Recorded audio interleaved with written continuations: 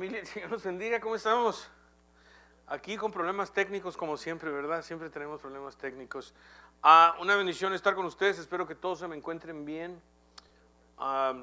Pues como ustedes saben, la semana pasada mi familia y yo tuvimos la oportunidad de descansar y irnos a Puerto Peñasco, un tiempo de relaxation que ya nos hacía falta honestamente. Pero regresé con un compañero que quiso cruzar la frontera y se vino escondido aquí en mi pancita. Estuve bien todo el tiempo el martes. Cuando fui a trabajar, no aguantaba, guys, no aguantaba. No iba a trabajar toda la semana. Apenas hoy me estaba sintiendo mejor. Hace como unas horas me comí un yogurt y otra vez ya me empezó, hasta estoy sudando. Por favor, me mantienen en oración. Obviamente no me estoy muriendo, es un bicho, ¿verdad? Y pues Dios es bueno, amén. Espero que les gustó la enseñanza del Dr. Ken Ross. ¿Cuánto les gustó la enseñanza del Dr.? Oh, yeah, a mí me encanta el Dr. Ken Ross.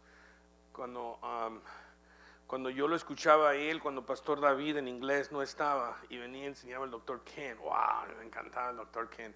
Tiene un estilo de enseñar muy increíble. Él tiene una maestría en exposición de la Biblia. Él tiene una maestría y él, de la manera que él expone la palabra de Dios de una manera increíble, hace unos grandes puntos. Si no lo conocen, él es el presidente de la Academia Logos. Aquí varios de nuestros hijos van a la escuela Logos, a Christian Academy. Deben de averiguar. Hay muchas becas, guys, pero muchas becas. Averigüen. Tus hijos van con becas, ¿verdad, Tony? Yeah. Averigüen para Mateo, guys, porque hay muchas becas. All right, vámonos a Mateo capítulo 19, por favor. Mateo capítulo 19. Mateo 19. Seguimos caminando con Jesús y los discípulos, aprendiendo a vivir al estilo de Jesús. Hoy regresamos con Jesús y los discípulos al área de Judea. Para los que están visitando, bienvenidos. Hemos estado estudiando el libro de Mateo, capítulo por capítulo y verso por verso. Ese es el estilo de Capilla Calvario. Nosotros empezamos un libro, lo enseñamos desde el principio hasta el fin. Así podemos decir que les hemos dado todo el consejo de Dios. Hemos encontrado que hay mucha gente en la iglesia de Cristo que tienen años que nunca se les ha enseñado ni un solo libro, sino solo un cachito por aquí, un cachito por allá, otro cachito por aquí, pero nunca te pueden ellos decir, sí, he estudiado el libro de Romanos, o he estudiado el Evangelio de Juan, todo el Evangelio. Nuestro deseo es de que ustedes realmente tengan todo el consejo de Dios, y por eso hemos estado estudiando Mateo. Ya me lo terminamos. Cuando terminemos Mateo, ¿cuál libro vamos a estudiar juntos? ¿Quién sabe? Apocalipsis. Apocalipsis. Después de que terminemos Mateo, vamos a empezar Apocalipsis primero, Dios. Pónganse listos. All right, guys. Jesús, si ustedes recuerdan, solo para ubicarnos un poco, ha estado en el área de Galilea. Y si ustedes recuerdan, no le queda mucho tiempo. Oh, they already brought me one. Oh, okay. Thank you, Mike. Si ustedes recuerdan, Jesús estaba hablando del perdón. Nos ha enseñado mucho sobre cómo perdonar. Pedro, sintiéndose un poco generoso, vino y le dijo a Jesús, ¿cuántas veces perdono, Señor? 7 veces. Y Jesús le dijo, no 7 veces, sino que 70 por 7 veces, que básicamente nos enseñó que el perdón realmente no tiene un número. No se trata de matemáticas, sino se trata de que nuestro espíritu y nuestro corazón, ¿correcto? Aprendimos de no ser piedras de tropiezo también. Jesús le está enseñando a sus discípulos que no sean piedras de tropiezo. Y Jesús varias veces les dijo que iba a morir y que al tercer día iba a resucitar, pero ellos como que no lo captaban, ¿recuerdan? Ellos como que no lo captaban. Así que ahí nos encontramos. Vamos a orar y vamos a ver lo que el Espíritu Santo tiene hoy para nosotros. ¿Por qué no me acompañan? Padre, venimos a tu presencia a sentarnos, Señor, a escuchar tu palabra. Venimos, Señor, para que tú nos instruyas, tú nos alimentes. Padre, tu pueblo viene a escuchar tu voz, no la mía. Bendícenos. Tú sabes dónde cada persona se encuentra aquí hoy. Y tú sabes lo que ellos necesitan escuchar. Y yo te pido, Señor, que tú los ministres, que tú les hables, que salgan de aquí y digan: yo oí la voz del Señor. Edifícanos, instrúyenos, cámbianos, Señor. Queremos aprender a vivir al estilo de Jesús, para tu gloria, Señor. Te damos gracias, te lo pedimos todo en el nombre de Cristo Jesús. Lo dice amén. Amén. Mateo 19, versículo 1 dice: cuando Jesús terminó estas palabras, partió de Galilea y se fue a la región de Judea, al otro lado del Jordán.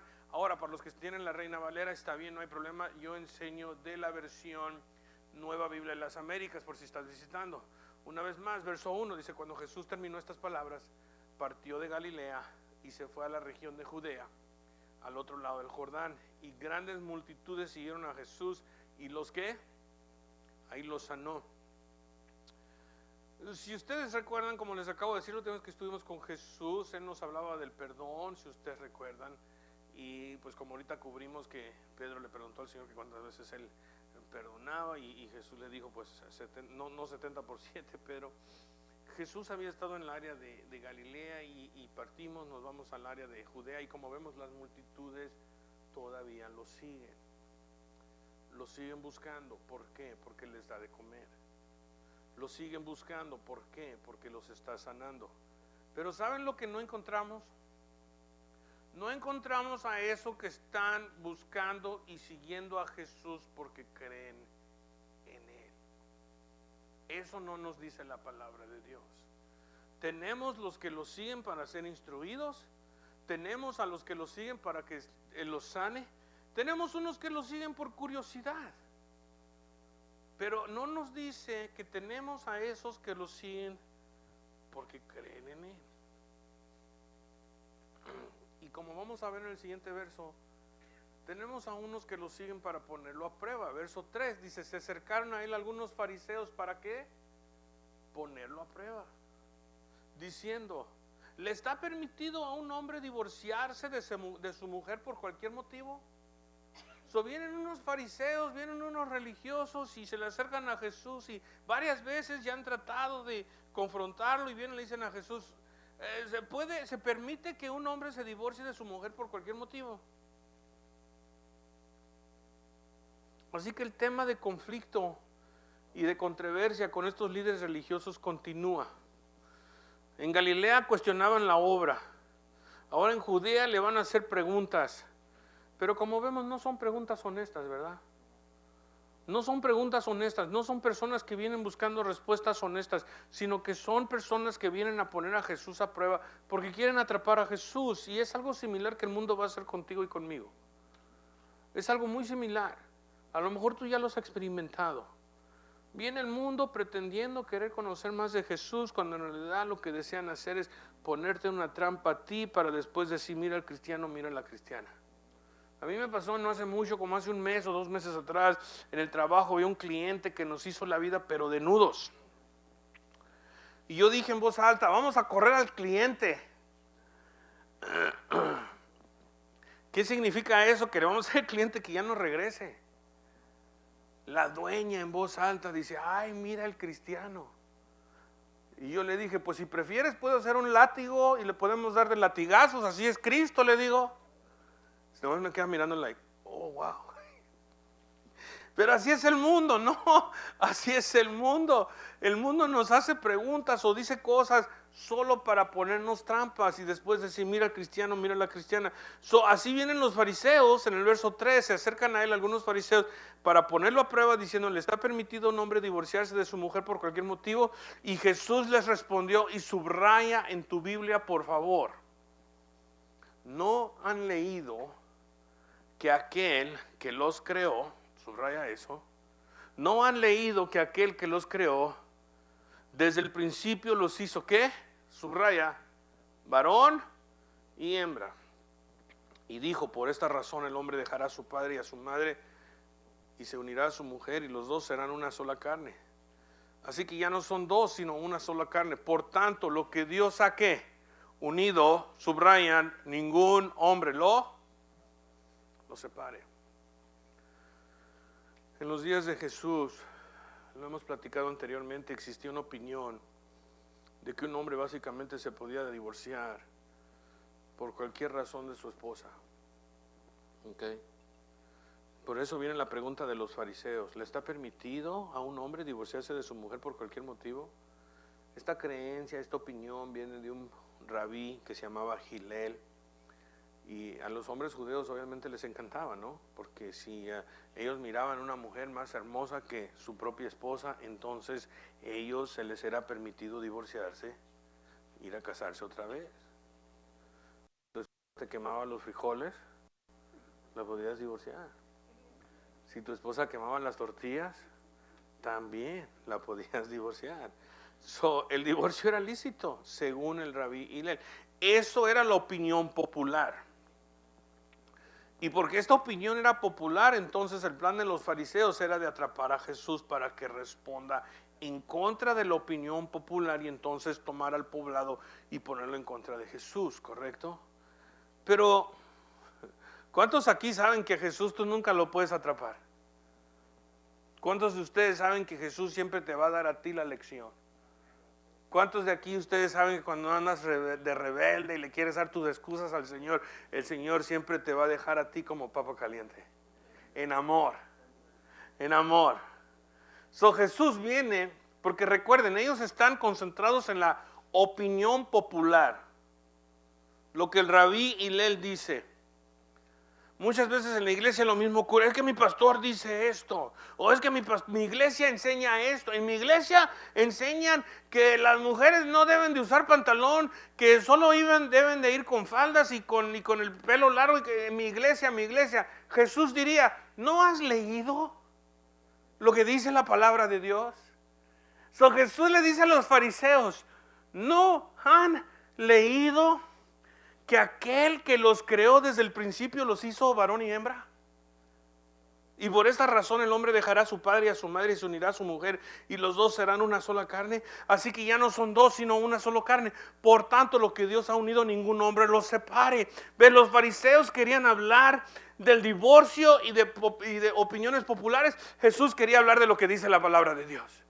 ¿Ves? Tú a veces quieres tener una discusión de lo que tu iglesia dice y lo que mi iglesia dice, de lo que mi pastor dice o de lo que este pastor dice. Y Jesús dice: wow, cálmense todos y regresemos a lo que dice la palabra de Dios. Y es lo que Jesús hace aquí en esta conversación. Guys, cálmense. ¿A poco no has leído lo que dice aquel que los creó? Jesús dice: ustedes quieren hablar del divorcio. Dice: yo quiero hablar del matrimonio. Ustedes quieren hablar de separación. Yo quiero hablar de cómo Dios los unió y que nadie los debe separar. Lo primero que Jesús establece es que en el principio Dios los creó, ¿qué? Hombre y mujer. Y Dios unió a la mujer al hombre.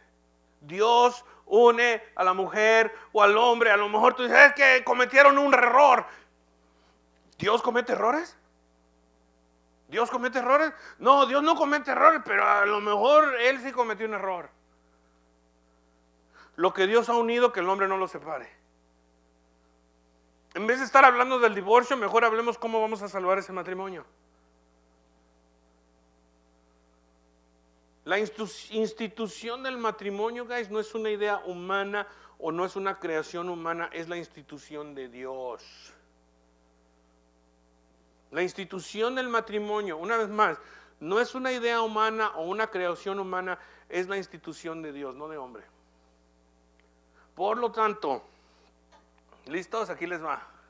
Porque es la institución de Dios, las reglas son de Dios, no las tuyas, no las mías, no las que yo creo.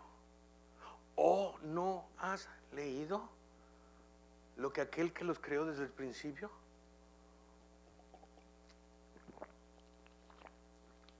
Noten ustedes, guys, los fariseos querían hablar del divorcio. Jesús dice: yo quiero hablar del matrimonio. El mundo siempre quiere hablar del divorcio. Nosotros como iglesia siempre debemos de estar hablando de cómo salvar un matrimonio. Porque el matrimonio es establecido por Dios. Por eso lo que Dios ha unido, ningún hombre lo separe. Y luego, aquí les doy otro punto. Hay unos que dicen que Jesús nunca trató con el tema del homosexualismo en las Escrituras. Me voy a desviar un poco aquí. Hay unos que dicen Jesús nunca trató con el homosexualismo en las Escrituras. Bueno, aquí Jesús claramente menciona que cuando Dios los creó desde el principio, los hizo ¿qué? Varón, y los hizo hembra. Cuando alguien viene y dice, quiere justificar su estilo de vida, su rebeldía, es que así me creó Dios. No, la palabra, ¿que no has leído? ¿Qué no has leído? Déjame te llevo a lo que dice Dios, aquel que te creó. Él te creó varón, Él te creó hembra. ¿No has leído? El rechazar como Dios te creó es rebeldía. Oremos. Y yo te lo digo de experiencia. Yo tengo mi hija mayor que vive en pecado. Mi hija mayor de 32 años. Yo sé tu situación. Si tu hija o tu hijo está en rebeldía, oremos por nuestros hijos, porque están confundidos. Oremos por nuestros hijos. ¿Cuántos dicen amén? Verso 7. Entonces ellos dicen, ok, espérate. ¿Quieres hablar de lo que dice la palabra? Pero espérate. Entonces, dice verso 7, ellos le dicen a Jesús. Y luego, pues, ¿por qué mandó? Subraya esa palabra mandó. ¿Por qué mandó Moisés darle carta de divorcio y repudiarla? Jesús, ¿qué hubo? Él les contestó, oh, me encanta. Ay, a mí me encanta mi Señor. Pues por la dureza del corazón, burro. Así me imagino que yo así lo diría, ¿no? Yo voy a ser honesto. Pues por la dureza, no, ¿verdad? Pues por la dureza de su corazón, Moisés lo que permitió. Una palabra diferente. Ellos dicen, bueno, Moisés lo mandó. Jesús dice, oh, no. Moisés no lo mandó, Moisés lo permitió. ¿Por qué? Por la dureza del corazón. Les permitió a ustedes divorciarse de sus mujeres, pero no ha sido así desde el principio. Pero yo les digo que cualquiera que se divorcie de su mujer, salvo por qué, infidelidad, y se case con otra, comete adulterio. Ellos tienen una buena pregunta, ¿no? Ellos hacen buena pregunta. Y yo voy a ser honesto, a mí la pregunta de ellos es una buena pregunta. Bueno, entonces, ¿por qué mandó Moisés una carta, darle carta de divorcio y repudiarla? Y ellos se están refiriendo a Deuteronomio 24. Deuteronomio 24:1 se los voy a leer. Cuando alguien toma mujer, se casa con ella, si sucede que no les es agradable porque ha encontrado algún reproche en ella y le escribe certificado de divorcio, lo pone en su mano y la despide de su casa. Oh, sorry guys. Es el bicho, no yo. Este es el verso de la ley que ellos malinterpretan. Jesús los corrige, ¿verdad? Los fariseos dijeron algo interesante, ¿verdad? Ellos dijeron Moisés lo mandó y como mandamiento, y Jesús les dice, no, wow. Moisés no lo mandó, Moisés lo permitió por la dureza de sus corazones. Si la mujer comete un pecado como adulterio, dice Jesús.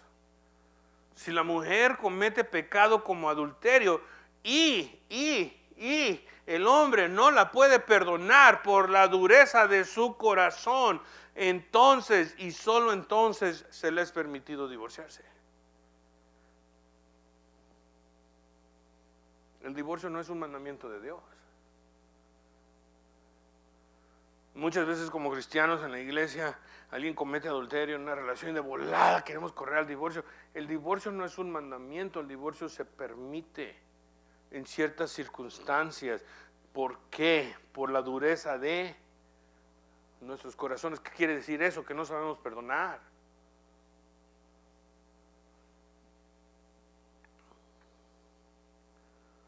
El punto de Jesús es bien fácil. En vez de estar buscando cómo y por qué divorciarnos, ¿por qué no mejor buscar las maneras de quedarnos unidos y ser unos y estar casados? Sí, la infidelidad es horrible, es doloroso, es un pecado, pero recuerda esto, es solo un ¿qué? Es un pecado. Por lo tanto es perdonable. Y en vez de buscar cómo divorciarnos, ¿por qué no mejor buscar, como dice Jesús, perdonar? ¿Cuántas veces no le has sido tú infiel al Señor? ¿No estás tú en una relación matrimonial con tu Señor? ¿No eres tú la novia y Él el novio? Y cuando tú caes y tú pecas, estás pecando contra tu novio, cometiendo adulterio en contra de tu Señor. ¿Y cuántas veces no te perdona Él? Él siempre te perdona. Pero, si tú no puedes,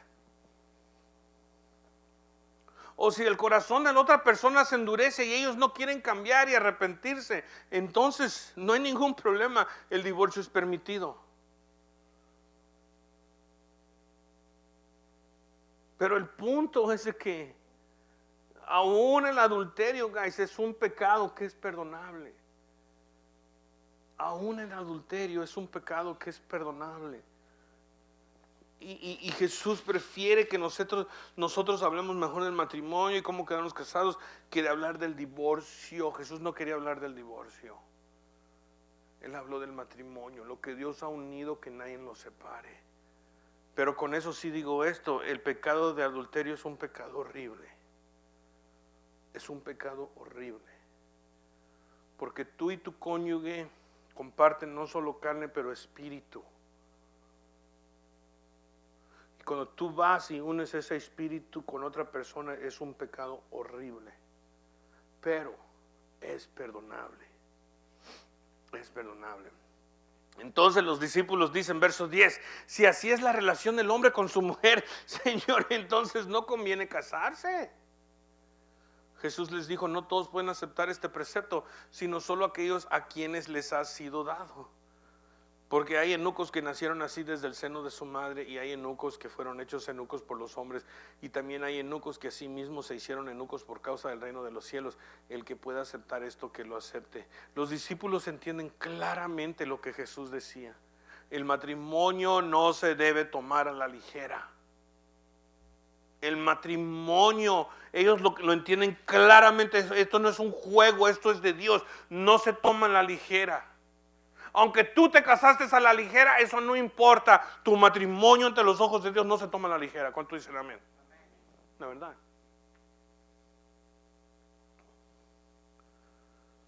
No es solo un pacto con la persona que te casaste, es una unión con Dios también. Especialmente si te casas en la iglesia. No estoy diciendo que solo si te casas por la corte es inválido. Ahí estaba el Señor. ¿Cuántos dicen amén? Pero más si te casas en la iglesia. Tú dices aquí delante de Dios y de estos testigos.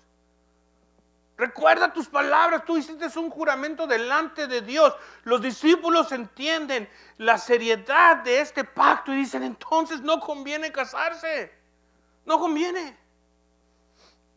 De repente, verso 13, vienen unos niños a Jesús para que Él les ponga manos sobre ellos y orar, y los discípulos los reprendieron.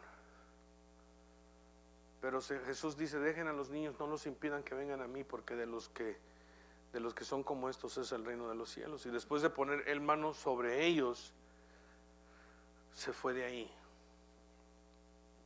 Ahora miren el verso 16, esto se va a poner, bueno, me encanta. Dice, y un hombre se acercó a Jesús y le dice, Maestro, ¿qué cosa buena haré para obtener la vida eterna? La pregunta de preguntas, ¿verdad? Maestro, ¿qué cosa buena haré para obtener la vida eterna? Me encanta cómo responde Jesús. Pon atención a la respuesta de Jesús. Jesús le respondió, ¿por qué me preguntas acerca de lo que es bueno? Solo uno es bueno. Solo uno. Pero, le dice, si deseas entrar en la vida, ¿qué tiene que hacer? Guarda los mandamientos, le dice. ¿Quieres entrar en la vida? Guarda los mandamientos. Y luego le dice el verso 18, ¿cuáles?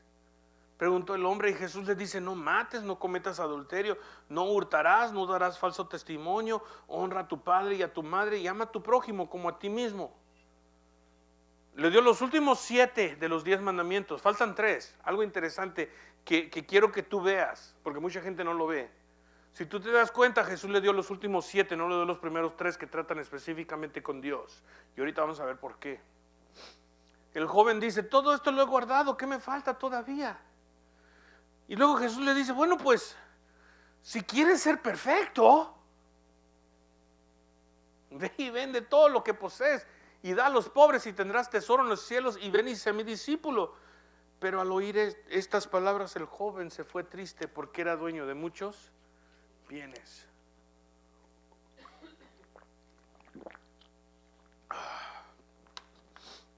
En el corazón de todo ser humano, ¿verdad?, está esta pregunta. ¿Qué cosa buena tengo que hacer para heredar la vida eterna? Pero hay un grande problema con esta pregunta. Y la respuesta es esto, es que no hay nada ni nadie bueno. Jesús aquí nos los dijo. Solo uno es bueno. ¿Por qué me preguntas acerca de lo que es bueno?, le dice Jesús, si solo uno es bueno. Tú quieres decir que tú eres bueno, dice, pero solo hay uno. Solo hay uno que es perfecto, solo hay uno que es bueno, solo hay uno. El problema que nosotros como humanos tenemos es que creemos que somos buenas personas. Ahora, yo sé que el Rulis es buena persona. Aunque Carolina dice, usted no lo conoce, pastor. Usted no lo conoce, pastor. No lo es, pastor. Me hace la vida difícil. ¿Te queman las tortillas, bro? ¿Y los frijoles? Algo así. Right? Pura sopa maruchan vamos a comer esta semana. Mejor nos quedamos calladitos, bro. Es una batalla que no vamos a ganar, tú lo sabes. ¿Sí? So, el problema que nosotros tenemos es que nos creemos buenas personas, ¿correcto? Ahora, en un sentido, de una manera ustedes lo entienden, Raúl es buena persona, Carolina es una hermosa familia. Cuando hay necesidad aquí, don Carlos te lo puede decir. Cuando hubo una necesidad y don Carlitos se enfermó, ahí estuvo Rulis por él. Y don Carlos nunca se va a olvidar de eso. Ahí estuvo Raúl. Raúl es buena persona. Hasta cierto punto.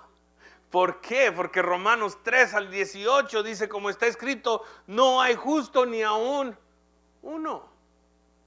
No hay quien entienda, no hay quien busque a Dios, todos se han desviado, aún se hicieron inútiles, no hay quien haga lo bueno, no hay ni siquiera uno. Si yo regreso a lo que está escrito y si yo digo, Raúl es buena persona, Jesús me va a decir, wow, ¿qué no has leído? ¿Qué no has leído que Raúl no es buena persona? Right? Jesús le dice, no hay nadie bueno a este joven. No lo hay, pero si quieres tratar, si quieres heredar la vida, guarda los mandamientos. Y luego él dice, ¿cuáles? ¿Cómo que cuáles? Pues Jesús le dice, pues no matarás, no cometerás adulterio, no hurtarás, no darás falso testimonio, honra a tu padre y a tu madre y amarás a tu prójimo como a ti mismo. Y luego el joven se autojustifica delante de Cristo. Todo esto lo he guardado. ¿Qué me falta? ¿No se te hace raro esta pregunta? ¿Qué me falta? Eso me dice a mí que él sabía que algo le faltaba todavía. Disculpen, guys. Eso me dice a mí que este joven sabía que algo le faltaba.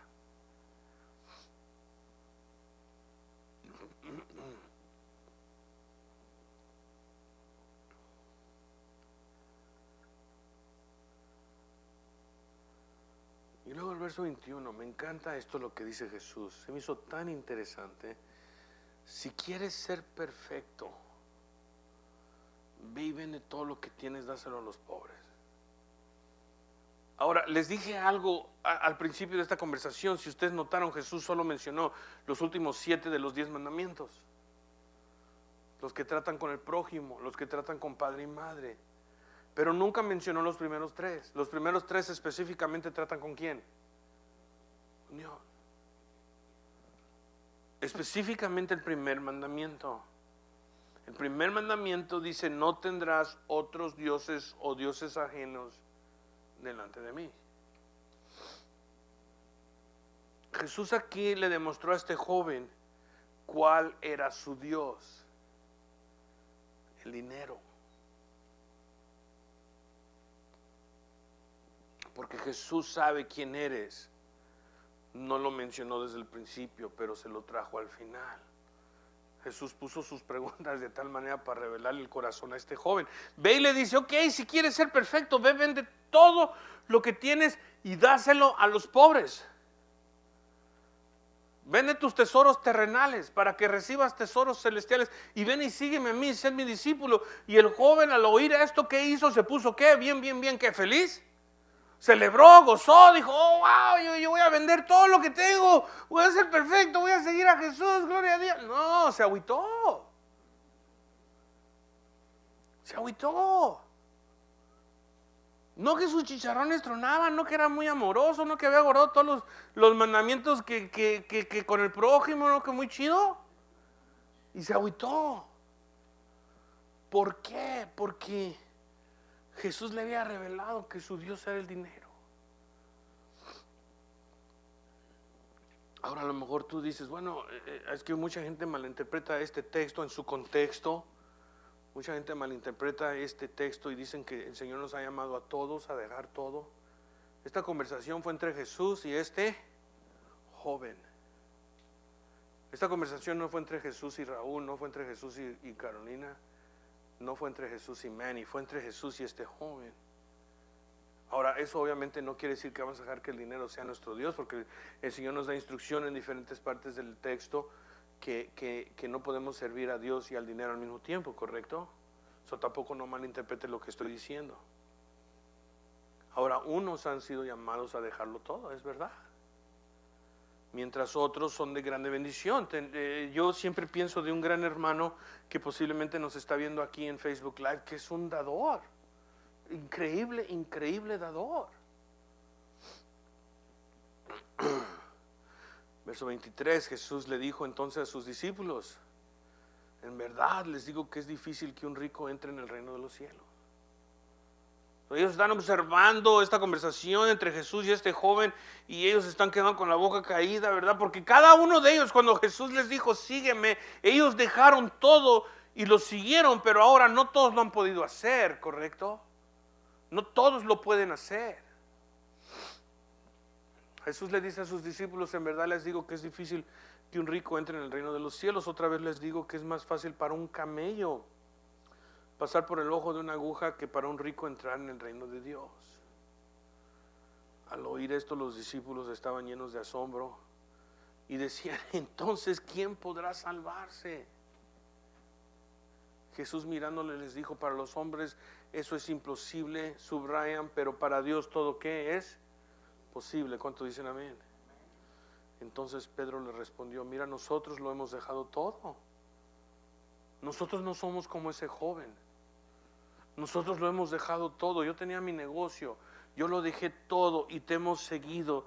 ¿Qué pues recibiremos? Y Jesús dice: en verdad te digo, o les digo, que ustedes que me han seguido, en la resurrección, cuando el Hijo del Hombre se sienta en el trono de su gloria, ustedes se van a sentar también sobre 12 tronos para juzgar a las 12 tribus de Israel. Y todo el que haya dejado casas, o hermanos, o hermanas, o padre, o madre, o hijos, o tierras por mi nombre, recibirá 100 veces más y heredará la vida eterna. Entonces ahora sí nos está hablando a nosotros, ¿correcto? Pero muchos primeros serán últimos y los últimos primeros.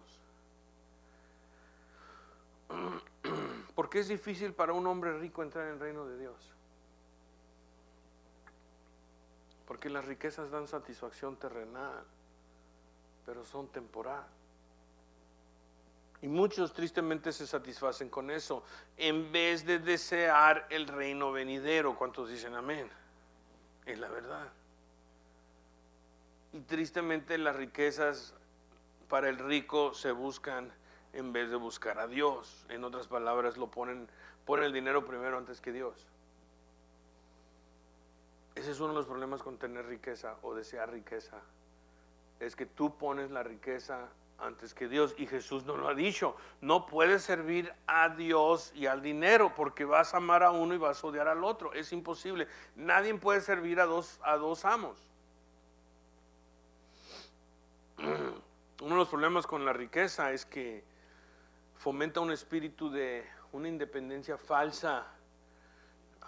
Algo muy parecido a la iglesia de Laodicea, si ustedes recuerdan en Apocalipsis, cuando el Espíritu les dijo, los acusó a ellos de decir que son ricos. Me he hecho rico, dijo la iglesia de Laodicea, y no me hace falta nada.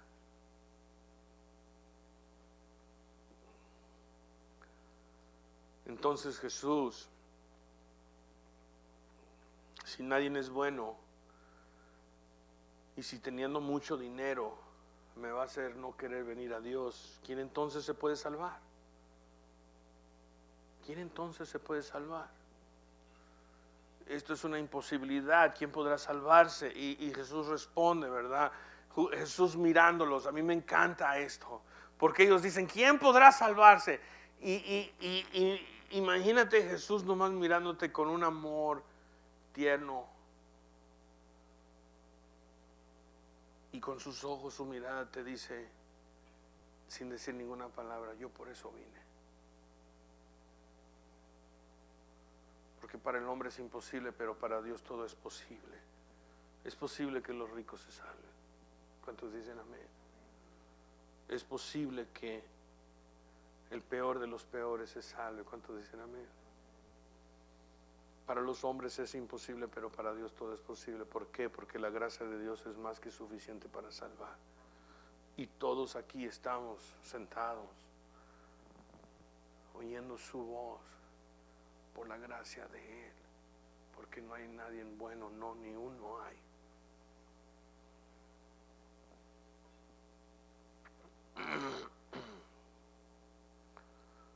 El evangelio, el mensaje del evangelio es tan fácil, ¿verdad, familia?